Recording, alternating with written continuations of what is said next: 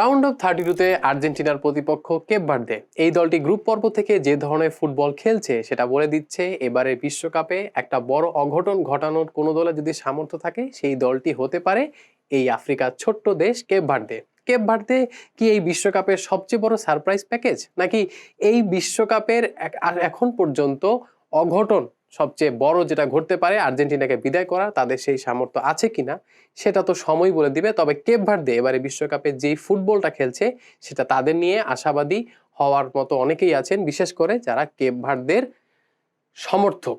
Cape Verde এই ম্যাচে কি করতে পারে, কিভাবে করতে পারে, বা ডিফেন্সিভ ভাবে এই দলটা কিভাবে প্রতিপক্ষকে সামাল দিতে পারে, তাদের শক্তিমত্তার জায়গা কি বা তাদের দুর্বলতার জায়গা কি, এগুলো নিয়ে আমরা আলোচনা করব রাজ শুভ নারায়ণ চৌধুরীর সঙ্গে। প্রথমেই জানতে চাচ্ছি যে এই যে কেপ ভার্দে দলটা, তারাই কি এবারে বিশ্বকাপের সবচেয়ে বড় সারপ্রাইজ প্যাকেজ? আমি তো বলবো এই বিশ্বকাপের না, বিশ্বকাপ ইতিহাসের যদি আপনি বলেন, হ্যাঁ বিশ্বকাপ ইতিহাসে অনেক দল কোনো ম্যাচে একটা দুটা ম্যাচে হয়তো অঘটন ঘটিয়ে দিয়েছে। এটা কি আপনি ওই 2002 বিশ্বকাপের সেনেগালকে মাথায় রেখে? 2002 বিশ্বকাপে সেনেগাল একটা ম্যাচে অঘটন ঘটিয়েছে, সেটা হচ্ছে ফ্রান্সকে হারিয়েছে, পরে তারা পরপর ইয়েতে গেছে। বা এরকম আপনি আরো কিছু ম্যাচ পাবেন, সৌদি আরব গত বিশ্বকাপে আর্জেন্টিনাকে হারিয়ে দিল, এরকম কিছু অঘটন পাবেন ম্যাচ ধরে ধরে। হ্যাঁ, কিন্তু 2010 বিশ্বকাপে সাউথ আফ্রিকা ফ্রান্সকে হারিয়ে দিয়েছিল। তো এরকম কিছু ছোট ছোট ম্যাচ পাবেন, কিন্তু একটা দল আপনি বিশ্বকাপ ইতিহাসের সবচেয়ে ছোট আয়তনের দিক থেকে সবচেয়ে ছোট দেশ যারা নকআউট স্টেজে খেলছে, নো মিন ফিট। হ্যাঁ, এবং জিনিসটা হচ্ছে আপনার কোন গ্রুপ থেকে উঠে এসেছে সেটা আরো বড় ব্যাপার। আপনি ধরুন অন্য যে দেশগুলোর কথাই বলুন, যারা হয়তো পরে হয়তো গ্রুপ স্টেজ পেরিয়ে, তখন তো রাউন্ড অফ 32 ছিল, মানে দেখা গেছে যে একটা দুইটা ম্যাচে একটা সারপ্রাইজ দিয়েই পর রাউন্ডে চলে এসেছে। এবং কেপ ভার্দে সেটা দেখিয়েছে কোন গ্রুপ থেকে, স্পেন, উরুগুয়ে। আচ্ছা, সৌদি আরবকে আমি ধরলাম যে সৌদি আরব মোটামুটি তাদের এবারে বিশ্বকাপটা তো একেবারে ভালো যায়নি। সৌদি আরবকে আপনি কেপ ভার্দের সমমানের দল ধরতে পারে, কিন্তু স্পেন উরুগুয়ের গ্রুপ আপনি যখন গ্রুপটা দেখেছিলেন, প্রথম যখন গ্রুপটা তৈরি হয়েছিল, সবাই কি ভেবেছিল, আচ্ছা ঠিক আছে স্পেন আর উরুগুয়ে এখান থেকে যাচ্ছে, কে ফার্স্ট কে সেকেন্ড হবে সেটা নিয়ে আলোচনা, কেপ ভার্দে বা সৌদি আরবের মধ্যে কে থার্ড বেস্ট হতে পারে সেটা হচ্ছে আলোচনা। সেই জায়গায় উরুগুয়ে বাদ পড়ে গেল, কেপ ভার্দে রাউন্ড অফ 32 উঠে গেল এবং 3 ম্যাচে অপরাজিত থেকে। এটা সবচেয়ে বিস্ময়কর। হু উড হ্যাভ থট, যখন গ্রুপ স্টেজটার যে ইয়েটা তৈরি হয়েছিল, কে চিন্তা করেছিল? তো ওই দিক থেকে চিন্তা করলে তো ডেফিনেটলি মানে আমি বলবো বিশ্বকাপ ইতিহাসেরই, আপনি যদি সবচেয়ে বড় চমক বলতে নাও চান, অন্যতম বড় চমক তো ডেফিনেটলি। এক্ষেত্রে কি তাদের এই ডিফেন্সিভ ফুটবলটাই বড় ভূমিকা রাখছে? কারণ এই যে 3টা ম্যাচে বললেন যে তারা ক্লিন শিট ধরে রেখেছে, এখন এটাকে কি আমরা বলতে পারি যে কেপ ভার্দে শক্তির জায়গায় আলট্রা ডিফেন্সিভ ফুটবল খেলা? হ্যাঁ ডেফিনেটলি। আপনি এবং যেটা বললাম, আপনি কেপ ভার্দের র্যাঙ্কিং যদি আমি ভুল না বলে থাকি 67 লাস্ট লেটেস্ট যে র্যাঙ্কিংটা ছিল। তাদের অপোনেন্ট স্পেন, তাদের অপোনেন্ট উরুগুয়ে। স্পেন 2010 বিশ্বকাপ জিতেছে, 2024 ইউরো চ্যাম্পিয়ন, এই মুহূর্তে মানে এবারে বিশ্বকাপের অন্যতম ফেভারিট, সবচেয়ে বড় ফেভারিটদের একটা। উরুগুয়ে, আচ্ছা ঠিক আছে উরুগুয়ে এখন ফেভারিটদের একটা না, বাট উরুগুয়েকে আপনি মধ্যম সারির বা উচ্চ মধ্যম সারির দল, লাতিন আমেরিকা দলগুলোকে তো সব সময় কেপ ভার্দের তুলনাতে ডেফিনেটলি অনেক অনেক উপরে লেভেলের দল। তো ওই দলগুলোর এগেইনস্টে কেপ ভার্দের মতো দল কোন ধরনের ফুটবল খেলবে? ডেফিনেটলি লো ব্লক খেলবে। এছাড়া তার ছোট দলগুলোর আর তো এটাই ওয়েপন, আর তো আসলে কিছু করার নেই। তো সেই জায়গায় কেপ ভার্দের ডিপ ব্লকে বা আল্ট্রা ডিফেন্সিভ খেলারই কথা, সেটাই খেলেছে। কিন্তু যেভাবে তারা খেলেছে, যেভাবে তারা ধরুন বলতে গেলে, হ্যাঁ অপোনেন্ট সুযোগ তৈরি করেছে, অপোনেন্ট সুযোগ তৈরি করারই কথা। প্লেয়ার, আমরা যেটা প্লেয়ার ভার্সেস প্লেয়ার কম্পারিজনে গেলে স্পেন উরুগুয়ের সাথে কেপ ভার্দের তুলনাতেই আসে না। কিন্তু সেই জায়গায় স্পেন উরুগুয়ের সুযোগ তৈরি করেছে, কিন্তু সেই জায়গায় স্পেশালি স্পেনের এগেনস্টে যেভাবে তারা ডিফেন্ড করেছে, এবং সেটাও আমরা যখন ছোট দলের ডিফেন্ডিং চিন্তা করি, আমরা কি চিন্তা করি যে তারা প্রচুর শারীরিক শক্তি ব্যবহার করবে, প্রচুর ফাউল করবে, ট্যাকেল করবে।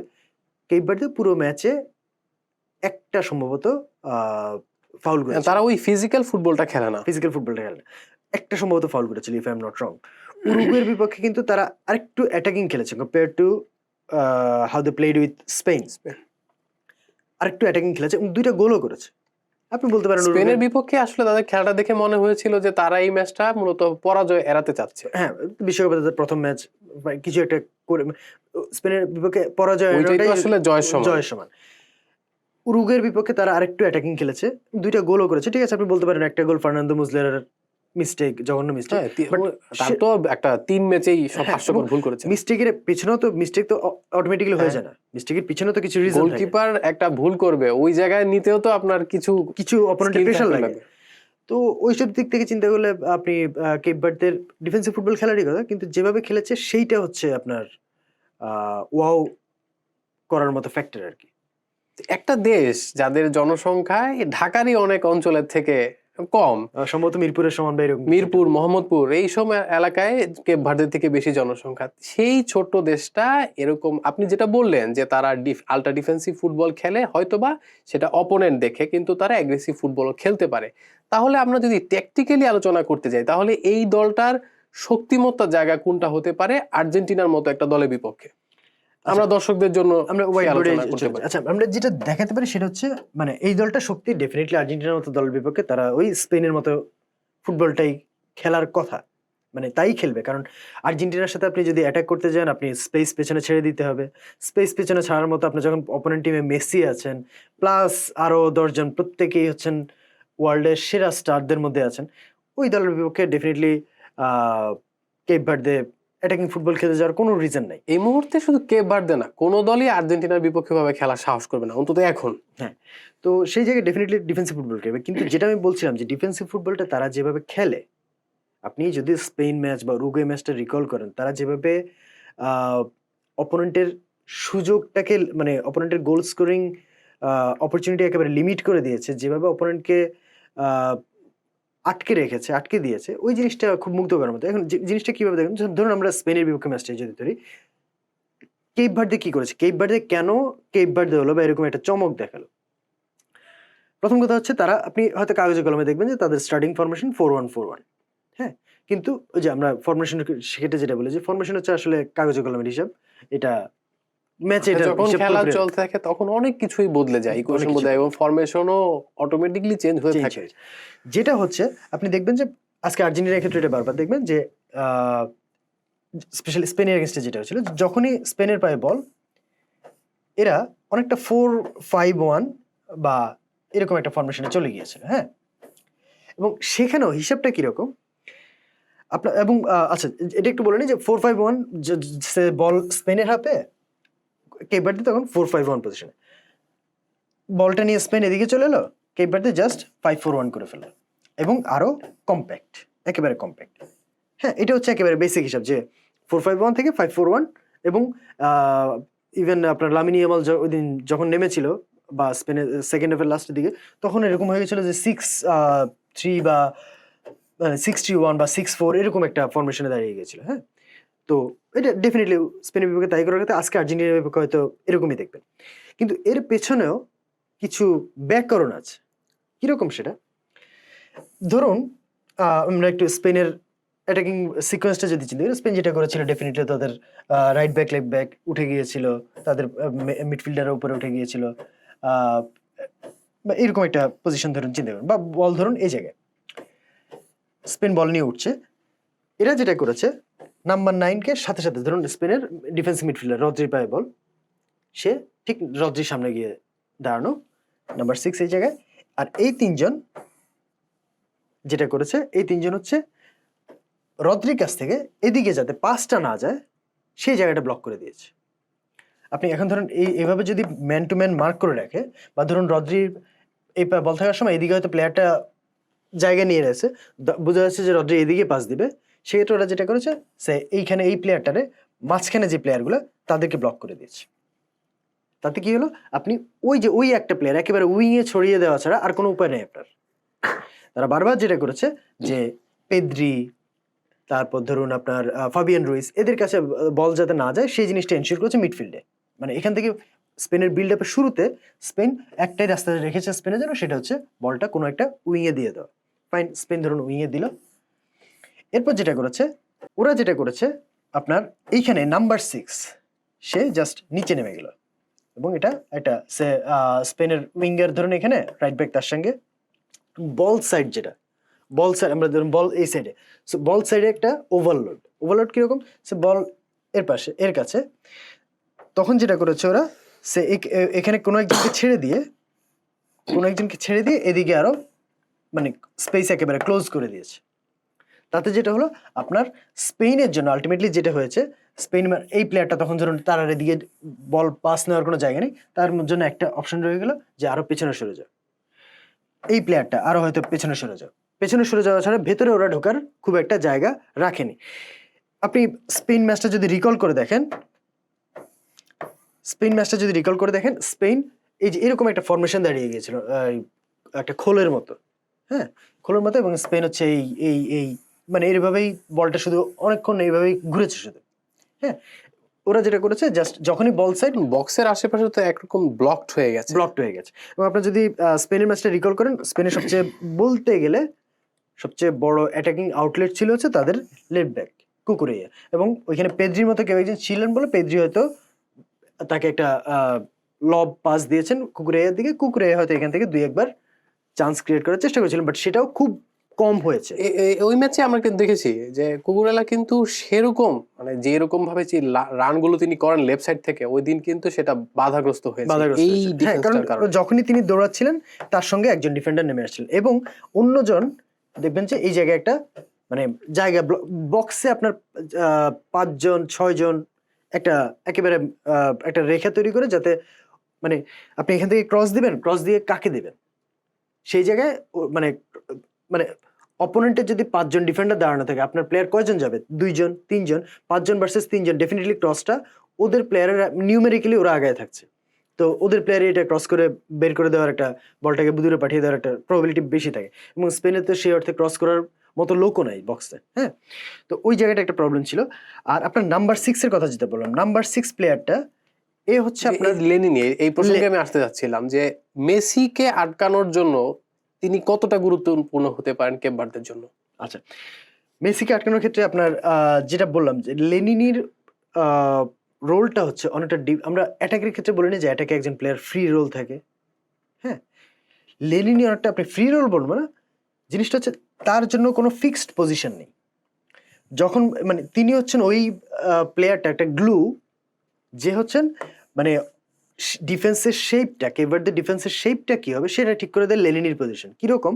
ওই যে যেটা বললাম, যখন অপোনেন্ট বিল্ড আপের শুরুর দিকে থাকে, ফেজ ধরুন তাদের অপোনেন্টের ডিফেন্সিভ ফেজ, মানে অপোনেন্টের এখানে, তখন ওই যে কেভারদের ধরুন 4-5-1 থাকে, হ্যাঁ, বা 4 এরকম 4 ইয়েতে 4-1-4-1 বা 4-5-1, সেই জায়গায় লেনিনি হচ্ছেন ঠিক অপোনেন্টের যে স্ট্রাইকার, ধরুন ওই দিন ছিল ওয়ারসাবলের সঙ্গে সঙ্গে ছিলেন, বা ওয়ারসাবলকে যদি এদিকে দুইজনের কাছে ছেড়ে দেন, সেক্ষেত্রে তিনি হয়তো এই জায়গায় মানে এই জায়গাটাতে মানে ম্যানুভার করেছেন, এবং মানে বলতে গেলে আপনার ওই যে থাকে না একজন কি বলবো পরিদর্শকের মতো ঘুরে বেড়ানো, যে কোনো জায়গায় কোনো ফাঁক আছে কিনা, কোনো জায়গায় ইয়ে আছে কিনা, সেই জিনিসগুলো ঠিক করা।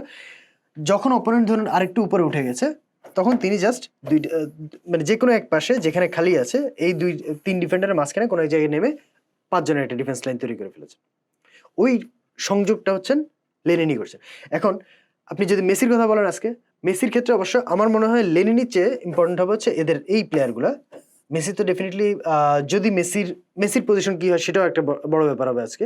তো মেসি যদি এই জায়গাটাতে থাকেন, তখন দেখবেন এরাই তাকে মানে কেবারদের জিনিসটা হচ্ছে কেবারদের আপনার ধরুন আমরা ধরে নিলাম যে গ্রুপ পর্বের প্রথম 2 ম্যাচে মেসি যেই পজিশনে খেলেছেন সেই পজিশনেই খেলবেন, সেক্ষেত্রে তারা কিভাবে ডিফেন্ড করতে পারে? কেবারদের যেটা বলছিলাম, কেবারদের যেই কারণে কেবারদের খুব বেশি ফাউল করতে হয়নি, সেটা একটা বড় রিজন আছে। কেবারদে কিন্তু সে একজন প্লেয়ারের পিছনে একজন প্লেয়ারকে রেখে দেয় না, হ্যাঁ।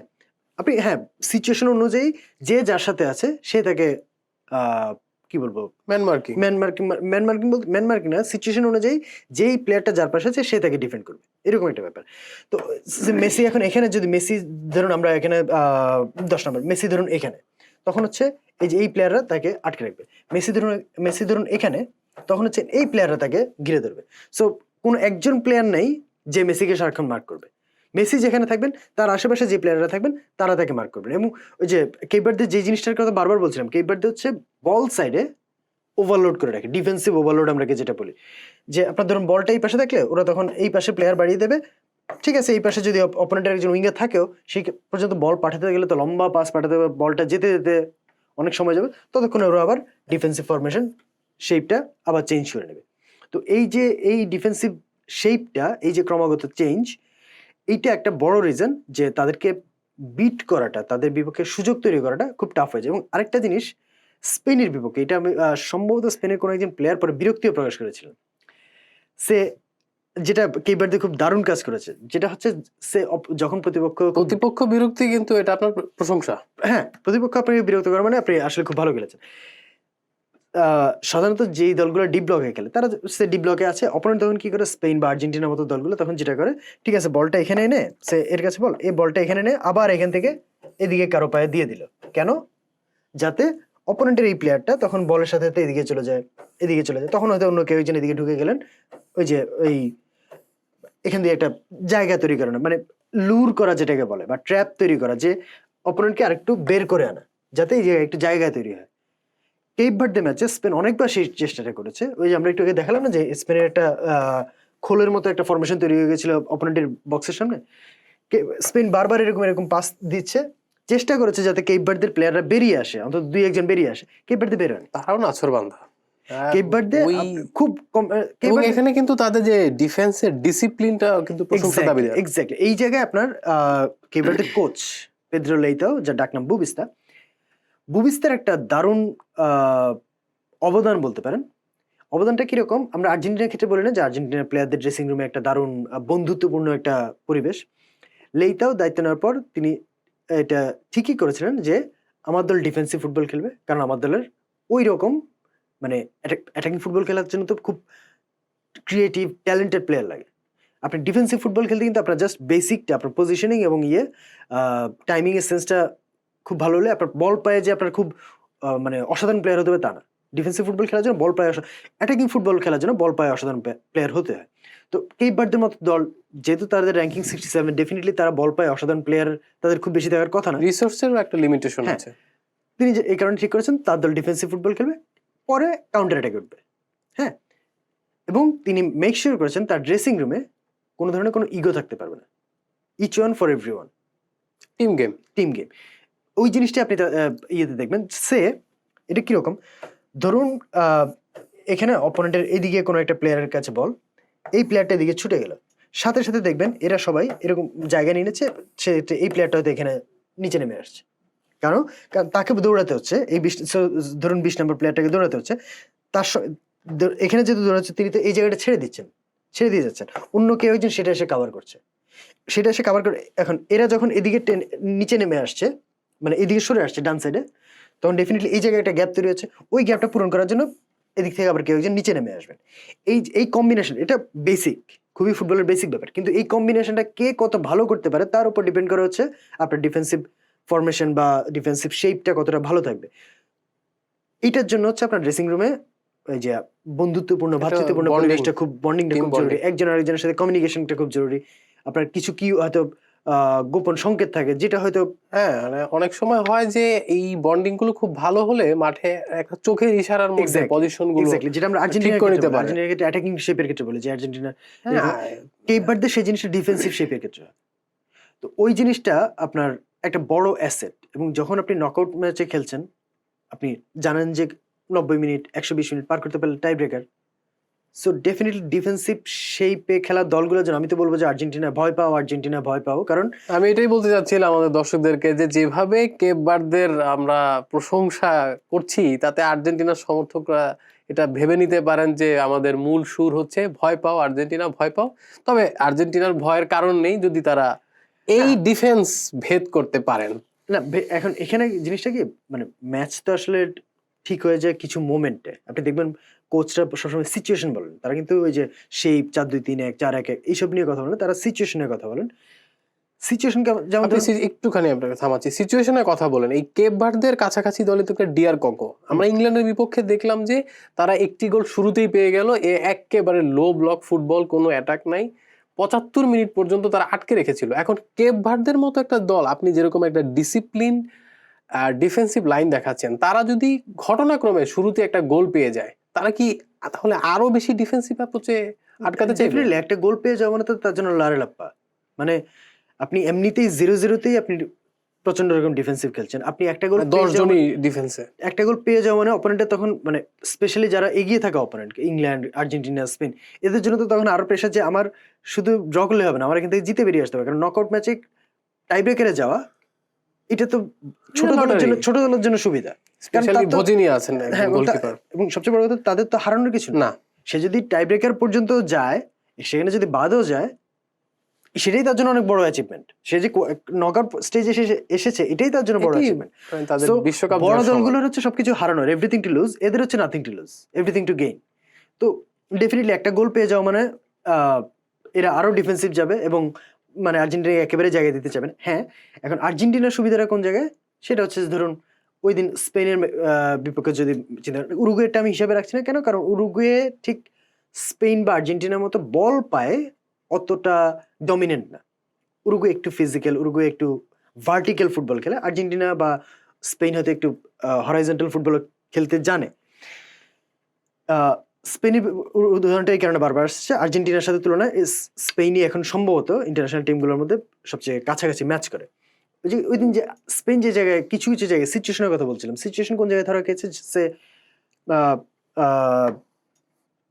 কুকুরে কোনো একটা জায়গায় 2-3 বার উনি উঠে গিয়েছিলেন, ডিফেন্সিভ ট্র্যাপটাকে ভেদ করে উঠে গিয়েছিলেন, পেড্রি তাকে একটা লং বল দিয়েছিলেন, এখানে গিয়ে তিনি একমাত্র রিয়াল মাদ্রিদের খেলোয়াড় বিশ্বকাপের মধ্যে যিনি দল চেঞ্জ করেছেন, তিনি 2-1 বার ক্রস করেছেন, কিন্তু তখন হচ্ছেন এখানে এই ক্রসটাকে অ্যাটাক করার মতো কোনো প্লেয়ার ছিল না, কারণ স্পেনে আমরা জানি যে নাম্বার 9 মানে অ্যাকচুয়ালি নাম্বার 21 জার্সি ওয়ারসাবল হচ্ছেন একটু লিঙ্কিং অ্যাটাকার, মানে লিঙ্কিং স্ট্রাইকার, যিনি লিঙ্ক করে খেলতে পছন্দ করেন।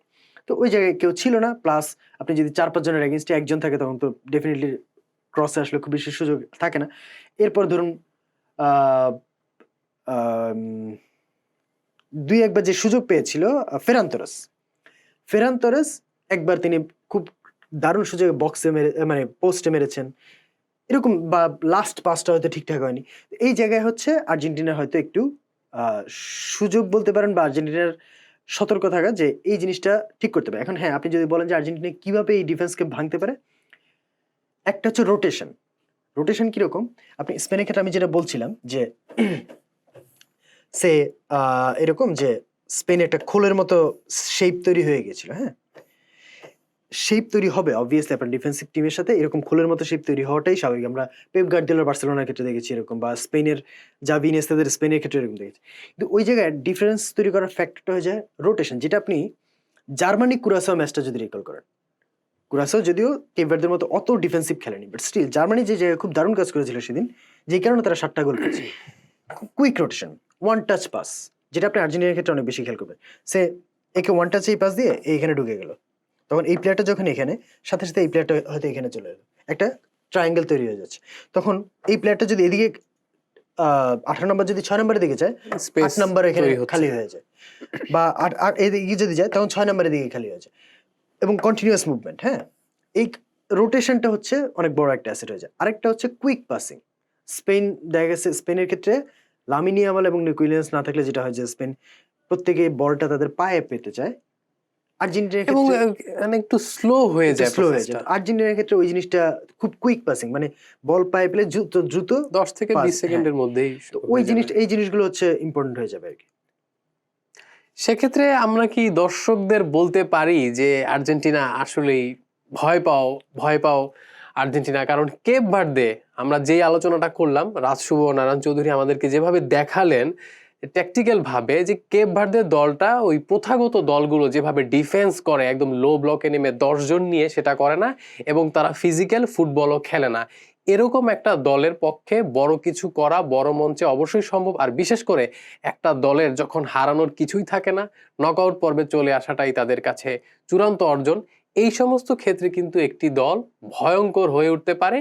আর যেহেতু তাদের একটা ডিসিপ্লিন ডিফেন্স আছে, তাই আর্জেন্টিনা আসলেই ভয় পেতে পারে। আর দিন শেষে আমরা অবশ্যই দেখব যে এই ম্যাচটা কতটা জমজমাট হয়। তবে আর্জেন্টিনার আক্রমণ, লিওনেল মেসি আছে এদিকে, যেরকম একটা সুশৃঙ্খল ডিফেন্সিভ লাইন আপ আছে কেপ ভার্দের, সেটা আবার দিচ্ছে কেপ ভার্দে ছেড়ে কথা বলবে না। চর্চার আমাদের প্রতিদিনের আলোচনায় উঠে আসবে ম্যাচের বিশ্লেষণ, খবর, সবকিছু। সেসবের অংশ হতে আমাদের সঙ্গে থাকুন। চর্চার নিয়ে আলোচনা করুন, বিশ্বকাপ নিয়ে চর্চা করুন। ধন্যবাদ।